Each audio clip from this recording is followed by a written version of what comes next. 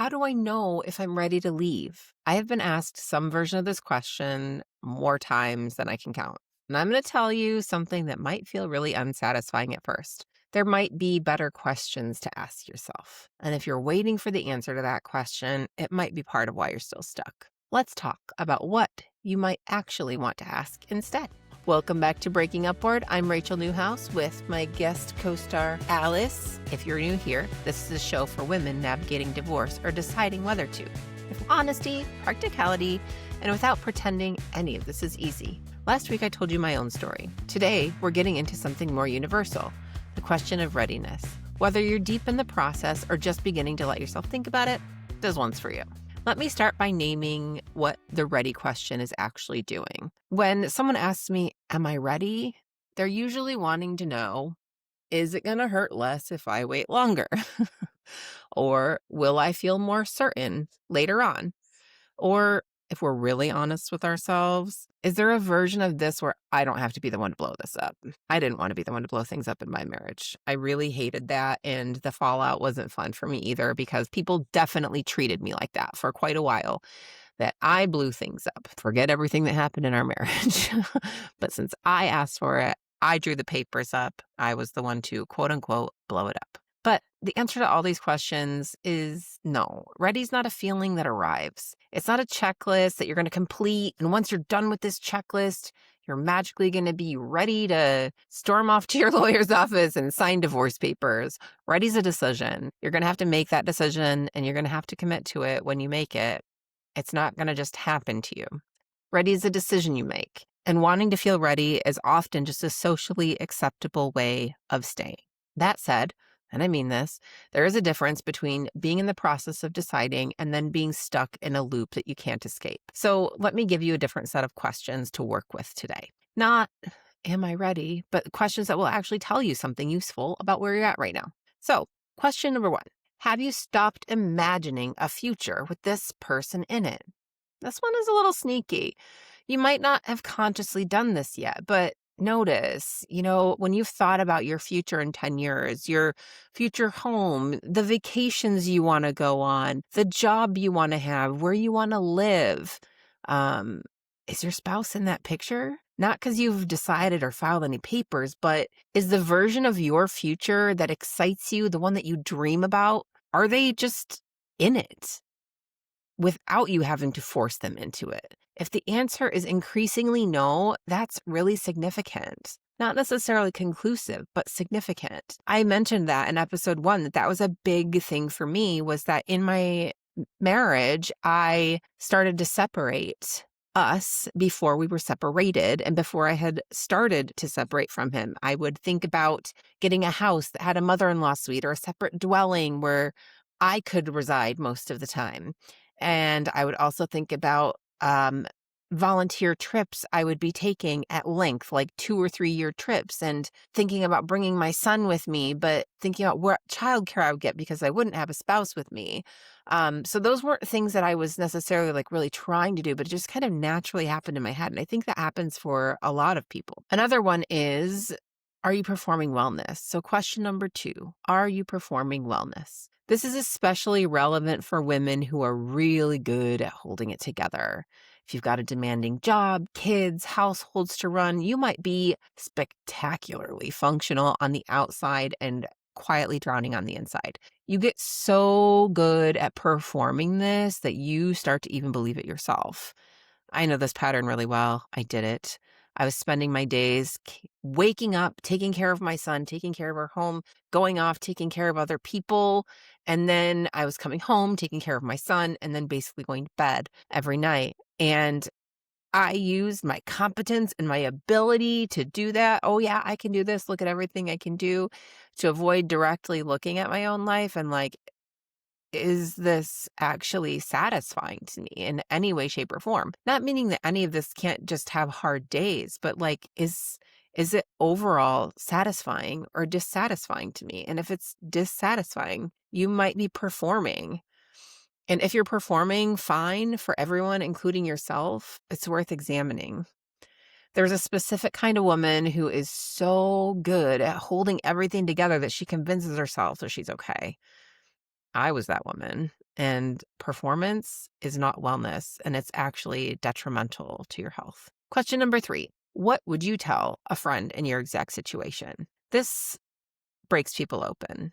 And it always breaks me open because we give better advice and we care more about our friends than we care about ourselves sometimes. If your closest friend called you and described your marriage exactly to you, every detail you've minimized, the good and the bad, everything you've explained away, what would you say to her and what would your perspective be on her situation? What would you feel for her? Start feeling that for yourself. Start thinking that about yourself. Start giving you the advice that you know your friend would give you if they had complete access to how you are thinking about this and what you're experiencing. If the answer is also something you can't let yourself feel about your own life, that might be good information for you too to think about. We give such better advice to our friends than we give to ourselves. Tell me your situation right now. You can pause this podcast. Tell me your situation as if it's your best friend's. What would you say to her?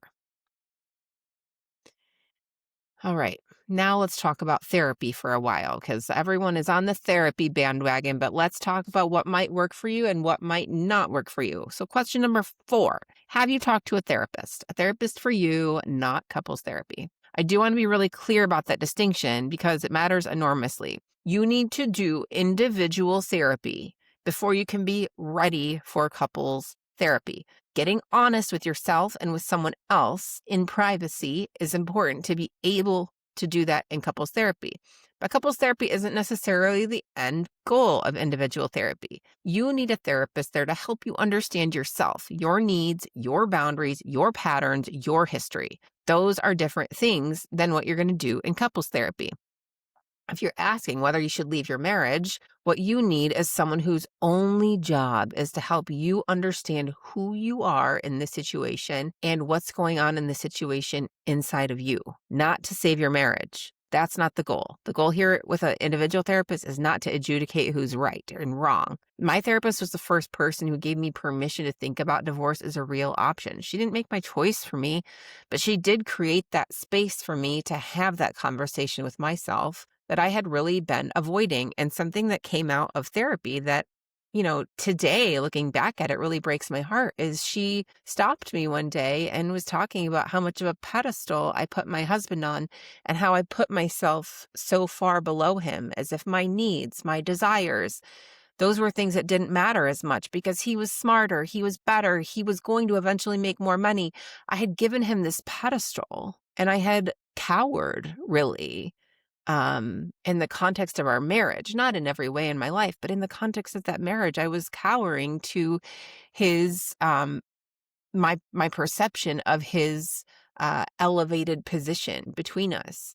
So that was really, really important for me to work through that you should value yourself and your partner similarly in a relationship. I wouldn't have been able to do that with couples therapist, but my therapist was super helpful to me with that. A couples therapist can help to save your marriage or even help work through a divorce, but a therapist is there to help you. If you're asking whether to stay, you need the second kind before you go to a couples therapist, someone who is just yours. Now, let's go on to question number 5, fears.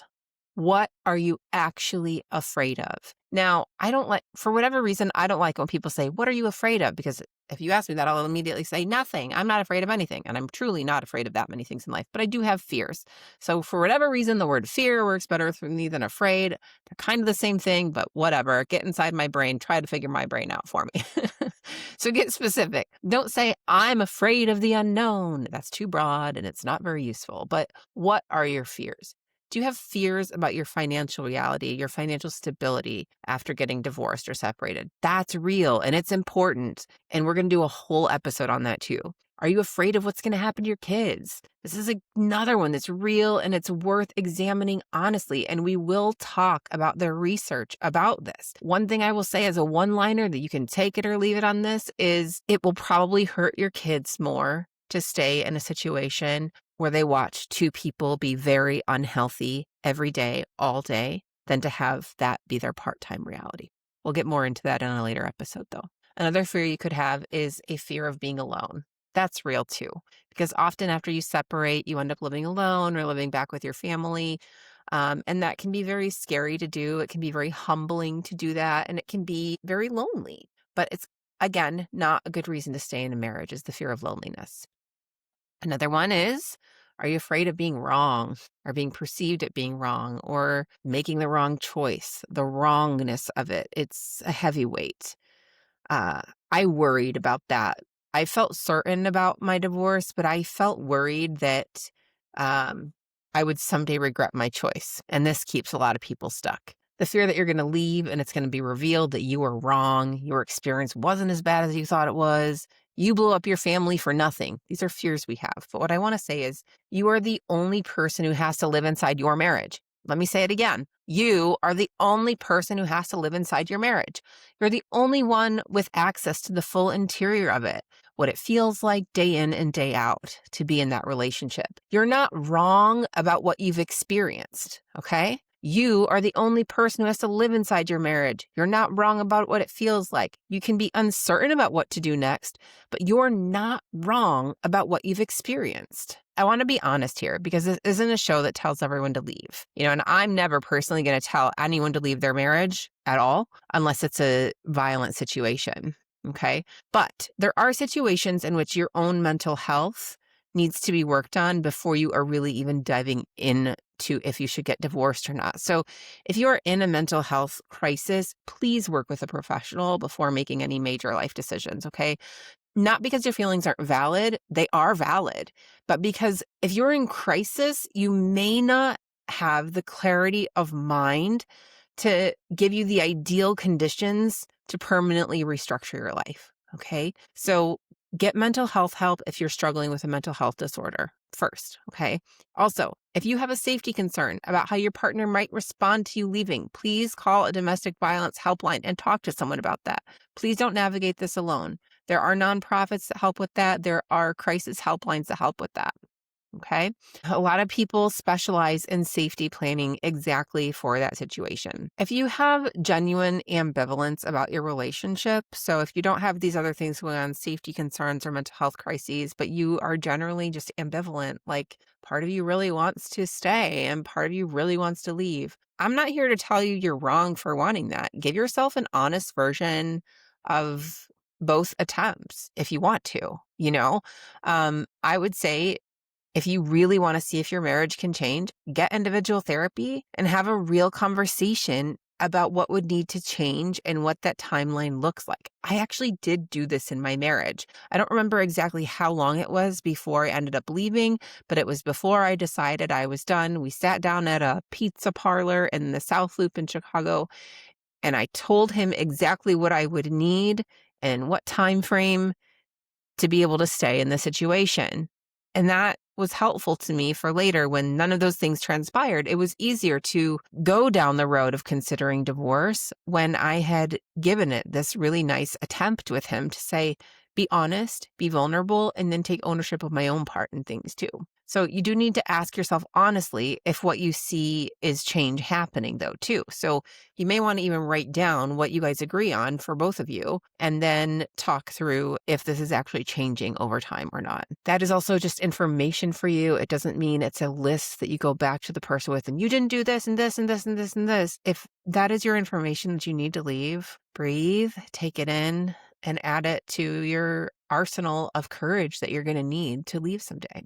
There is a difference between giving a marriage a real honest chance and staying because leaving feels too hard. Only you knows which one's actually happening. I do want to bring this back to where we started, this question of readiness. You're probably not going to wake up one morning and feel complete peace and certainty that you're ready. The fear doesn't disappear overnight, and neither does grief, and neither does uncertainty. What changes is that the cost of staying eventually starts to outweigh the cost of going. And you decide with full knowledge what that means to move forward anyway. Okay. So you're like, this is worse. There's more bad than good here. And I know what this means. I know the hardships I'm going to have. I understand the financial implications. I understand what this means for my kids. It's still not worth me staying, and it's still worth me moving forward outside of this relationship. And I just want to be really honest with you and clear too. That's scary. And you might have some fear going into that, and you might not feel certain. That's okay. That's where we find our courage, and that's when we become brave, okay? And that's available to you right now. The nicest compliment my son ever gave me when we were laying in bed one night together when he was younger is I was talking about some new venture I was trying in my career, and he said, "Mom, I think you're the bravest person that I know." And I was like, "Oh," it was the sweetest thing ever. But I think bravery isn't about having the answers, and it's not about having certainty. It's about you're going to try anyways, and you know you might get hurt, and you know it might not go perfectly, but you have the courage to try anyways. You'll probably never feel completely ready. The fear will still be there. What changes is the cost of staying begins to outweigh the cost of going. You decide to move forward anyway. Again, not fearlessness, that's courage. You're brave. You can do this. Next week, we're getting into money. Money, money, money. I know for a lot of women, this topic feels paralyzing, especially if your spouse manages the finances or you've been out of the workforce, or if you genuinely don't know what your full financial picture looks like, or maybe you do and you're afraid they're going to take your money because you're the big breadwinner in your family. We're going to demystify this. We're going to talk about the things you need to document now, the steps to start taking before you file, and the resources available to you if you don't have the money for a traditional attorney. If someone in your life needs this conversation, send this episode to them. You don't have to say a word, just send it. I'm Rachel. This is Breaking Upward. See you next week.